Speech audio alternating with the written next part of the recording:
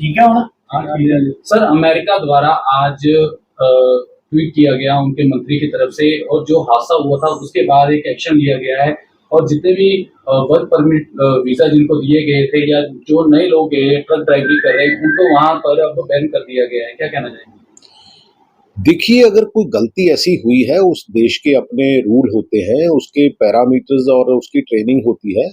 तो हम अगर हम ये कहें कि अगर किसी एक की गलती को आप सारों को ही सजा दो, मेरा ख्याल है ये उस कंट्री के लिए, क्योंकि अल्टीमेटली ये ट्रकिंग जो है, ये बैकबोन है किसी भी कंट्री की। और इससे क्योंकि हमारे भारत के लोग और खास करके पंजाबी भाईचारे के लोग जो है वो बहुत जुड़े हुए हैं, उससे बहुत आर्थिक व्यवस्था पर काफ़ी असर पड़ेगा। और मेरा ख्याल है कि गवर्नमेंट ऑफ इंडिया को अप्रोप्रिएट लेवल पे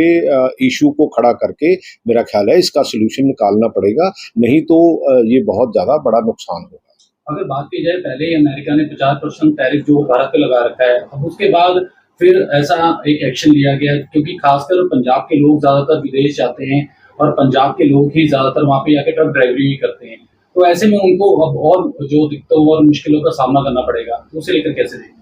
नहीं, देखो, अगर ह्यूमन एरर हुआ भी है किसी से, इसका मतलब आप पूरी कम्युनिटी को, या ड्राइविंग कर रहे हैं हमारे यंगस्टर्स, उनको आप टोटली बैन नहीं कर सकते। आप उनकी ट्रेनिंग प्रोग्राम को स्ट्रिक्ट कर सकते हो, सख्त कर सकते हो, और किसी भी ऐसे एब्रप्ट फैसले जो है वो किसी भी देश के लिए अच्छे नहीं होते। और मेरा तो यही आग्रह है कि जो गवर्नमेंट ऑफ इंडिया है,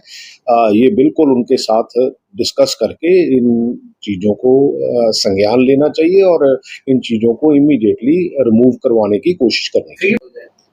नहीं, देखो, उनका रोजगार भी बंद होगा, लेकिन जो टैरिफ रेट्स हैं उस कंट्री के, वो भी उससे प्रभावित होंगे। अल्टीमेटली जो पंजाबी है खास करके, वो ज़्यादा ट्रकिंग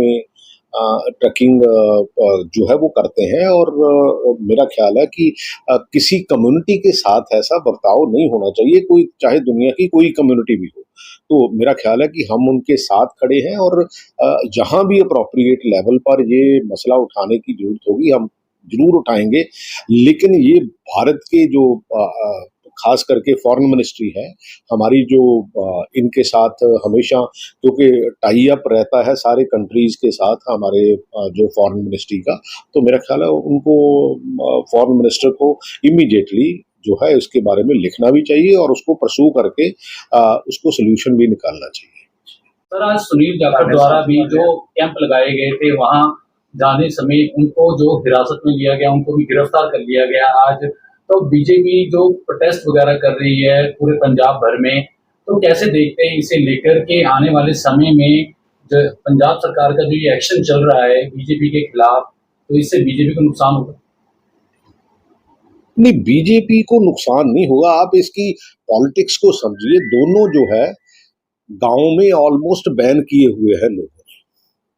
क्योंकि स्पेशली आफ्टर 3 लॉज बीजेपी, लेकिन लैंड पूलिंग के बाद आम आदमी पार्टी, ये आप इसको अगर ओवरऑल देखोगे, ये इकट्ठे होके एक गेम खेल रहे हैं कि ये जो मुकाबला है, या जो गांव की तरक्की की बात करती है, वो या तो बीजेपी करती है या आम आदमी पार्टी करती है, जब है इसके उल्ट। ये सिर्फ एक मीडिया को उस तरफ उनका ध्यान रखने के लिए, और ये कहीं ना कहीं, क्योंकि अल्टीमेटली जब हम बात करते हैं तो लोग भी ऐसी बात करते हैं, वो स्पेस जो है वो दोनों टीमों के बीच रखते हुए कांग्रेस को और अकाली दल को, मेरा ख्याल है उसमें माइनस दिखाना चाहती है। ये इनका मेन एजेंडा है, क्योंकि अल्टीमेटली ये दोनों ही इवेंट क्रिएट करते हैं, इवेंट क्रिएट करके उसके बाद उसका फायदा लेने की कोशिश करते हैं। तो जैसे कि आज भगवंत मान गए हैं सुल्तानपुर लोधी मंड क्षेत्र में, जहां बाढ़ की स्थिति है, और उन्होंने अपने मंत्रियों और विधायकों को आदेश दे दिए हैं कि हर जगह जाकर जो इसका जायजा लिया जाए, लोगों की मदद की जाए। तो ऐसे में कांग्रेस कैसे देखती है इसे?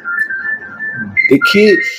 देखो, एक तो चलो बाढ़ का आना एक अनयूजुअल भी होता है, लेकिन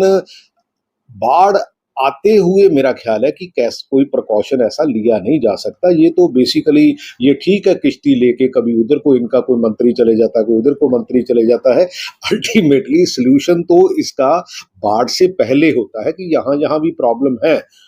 क्योंकि मेरे को याद है कि राणा इंद्र प्रताप ने कुछ सुझाव दिए थे, अगर कुछ काम किया होता उस एरिया में तो शायद